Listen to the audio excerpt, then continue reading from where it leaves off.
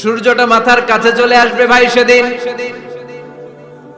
সূর্যের প্রচন্ড তাপে মাথার মগজগুলো ভাতের মাড়ের মতো গলে গলে নাকের ছিদ্র আর কানের ছিদ্র দিয়ে বেয়ে বেয়ে পড়বে।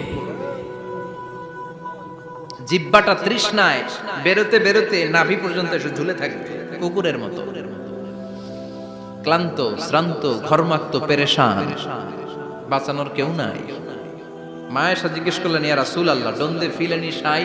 Nobody belong any garment in their body, no dress in their body. তাদের দেহে কোনো ড্রেস নাই, পোশাক নাই। নবী রে, এতগুলো মানুষ উলঙ্গ, লজ্জা লাগবে না?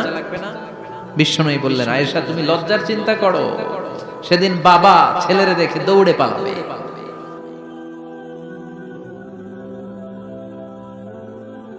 মানে কিয়ামতের দৃশ্যটা কি রকম হবে, এর নকশা খুব সংক্ষিপ্ত পরিসরে মাত্র 11টা আয়াতে আল্লাহ তুলে ধরেছেন। আপনি মনোযোগ দিয়ে কানগুলো খরগোশের মতো খাড়া করে যদি কথাগুলো শুনেন, আপনার মনে হবে আপনি এখানে বসে কিয়ামত চোখে লাইভ দেখতেছেন। লাইভ আল্লাহ এমন ভাবে বলেছে, সুবহানাল্লাহ পড়েন। তা আসুন আমরা সরাসরি কিয়ামতকে দেখে আসি, আসলে কিয়ামতটা কেমন। বর্ণনা করছেন কে? আল্লাহ। সূরার নাম হচ্ছে সূরাতুল কারিয়া। কি নাম? আওয়াজ করে উত্তর দিতে হবে। সূরার নাম আল কারিয়া। চিৎকার মেরে বলেন, সূরার নাম কি? আল কারিয়া। এটা মাক্কি সূরা। কি সূরা? বিশ্বনবীর জীবনের দুইটা পর্ব, একটা মাক্কি পর্ব আর একটা মাদানী পর্ব। এটা মাদানী পর্বে নাজিল হয়নি, এটা নাজিল হয়েছে মাক্কি পর্বে। এই সূরার আয়াত সংখ্যা 11। এটা কোরআনের 101 নম্বর সূরা।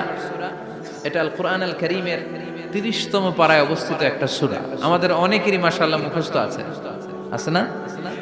ইমাম সাহেব নামাজে প্রায় পড়ে, অনেকেরই মুখস্থ। শুনতে শুনতে কবে যে মুখস্থ হয়েছে আমাদের নিজেরাও জানি না। সুবহানাল্লাহ পড়েন।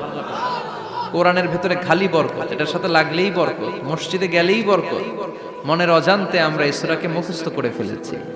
কিন্তু এই সূরার ভেতরে যে আল্লাহ কোরআনের কিয়ামতের এত চমৎকার নকশা এঁকেছেন, এত প্রামাণ্য বর্ণনা দিয়েছেন, এটা আমরা অনেকে জানিই না।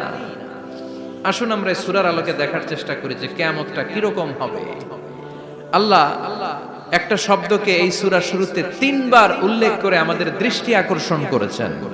আল্লাহ tried to draw our attention by mentioning 3 times a word, and that is al-qari'ah.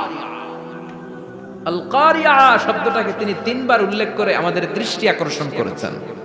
একটা শব্দ 3 বার বললে মানুষের দৃষ্টি আকর্ষিত হয় না? যেহেতু এটা আরব দেশে নাজিল হয়েছে, আবার মক্কায়,